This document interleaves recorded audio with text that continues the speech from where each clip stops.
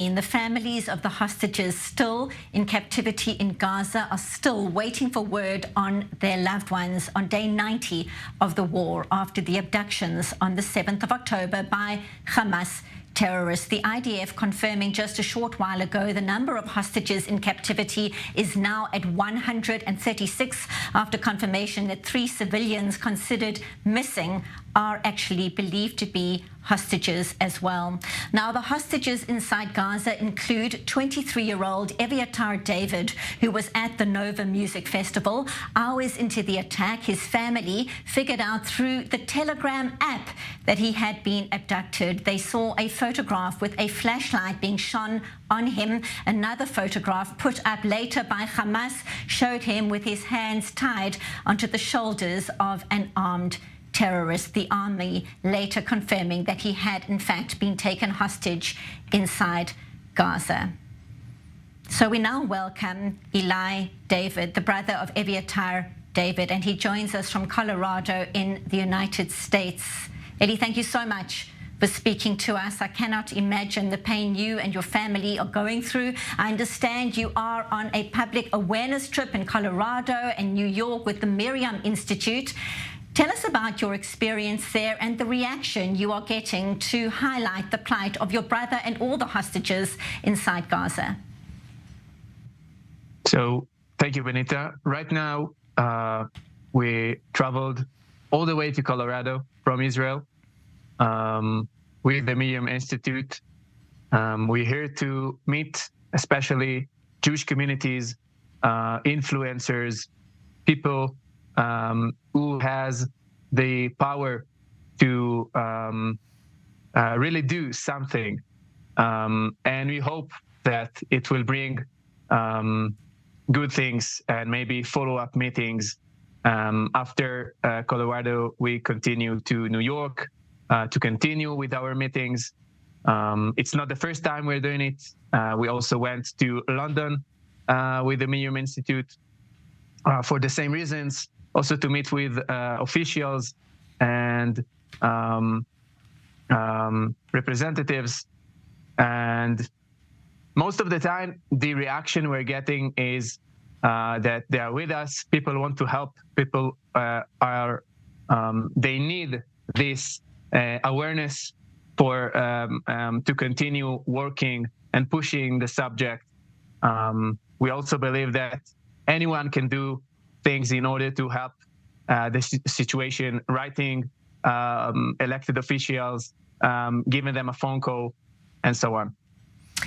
The youngest hostage in captivity is baby Kfir Bibas. He just turned 1 year old this week in captivity in Gaza. Is it your sense, the people you're speaking to, do they know this? Do they know that a baby was abducted at the age of 9 months and has just turned 1 inside Gaza at the hands of terrorists? Do they know this?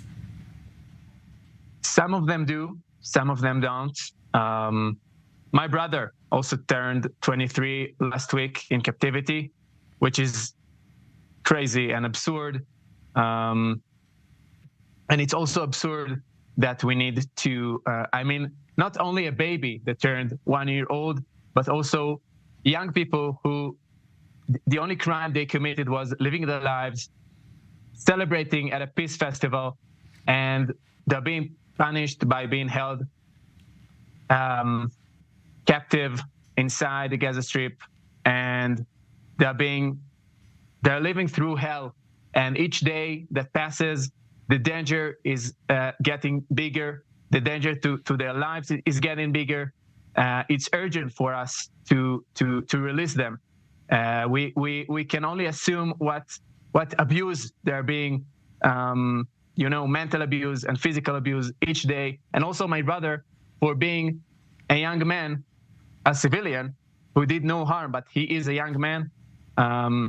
He may be considered as a threat to them.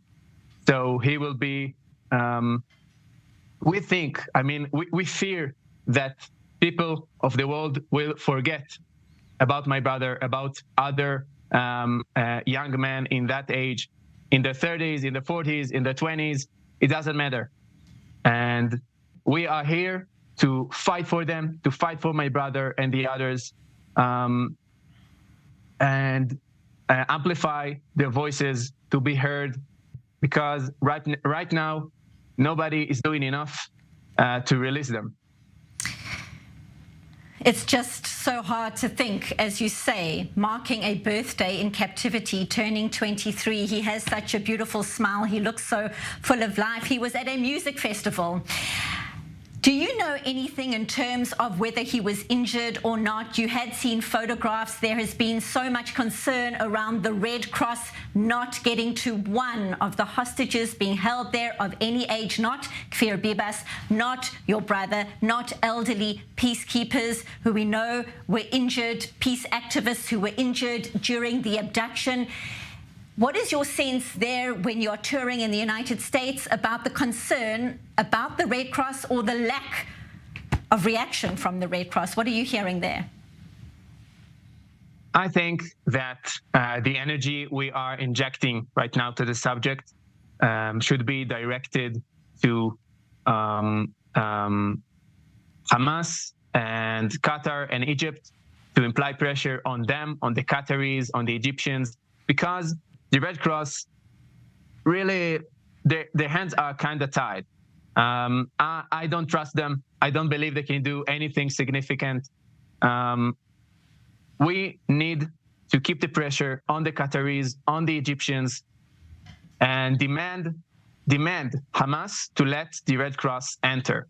And it will happen only if Hamas and the Qataris or the Egyptians will allow it, or maybe Iran, which Hamas is a proxy of Iran. So that's the focus I think we need, not on the Red Cross especially, but on the terror organization and the people that have influence on them. Do you feel a level of optimism in terms of the details and the feedback that you have been getting from Israeli leaders about moves towards some kind of hostage release deal? What is your sense? We're getting a positive feedback. I think that our leaders really intend to release all of them at all costs. But we understand that it's very difficult, and we cannot do it alone. We need America beside us. We need Europe beside us. We need the free world beside us. We tend to forget that this subject is a humanitarian issue. There's so many nationalities being held captive right now in so many ages, and that's something we tend to forget, that it should be a humanitarian issue. It's not Israel against Palestine. It's not Israel against terror. It's a problem of humanity against evil, against terror. This kind of events, unfortunately, can happen anywhere else in the world, and we have to fight for the good together. And certainly there are calls around the country to make sure that all hostages are released, children, elderly, men, women, and that is a very important message as well. We are looking at the photographs of your brother, Evyatar. Tell us a bit about him. I'd love to. My brother is a very kind person and a humble person. Is that kind of a guy that if you have a problem, you go to talk to him because he listens and gives you smart advice. He's very talented on the guitar. We love to play together and sing together, and I miss that so much, to play with him and sing with him. And he's such a loving son to my parents, and such an amazing brother and a friend. And I just want to hug him again, see him again, say to him that I love him, that his family loves him, and that everyone are fighting for him. And I know that he is alive. And we saw on the videos that Hamas posted that he's walking. He looked okay. And that's how we want to get him back, safe and sound, on his feet. The whole nation is hoping that that is going to happen and that you and your brother Evyatar will get to make music together again. We wait for good news. We hope for good news. Ilay, David, thank you so much for speaking to us live from Colorado in the United States. Thank you. We wait for good news. Thank you. Thank you so much.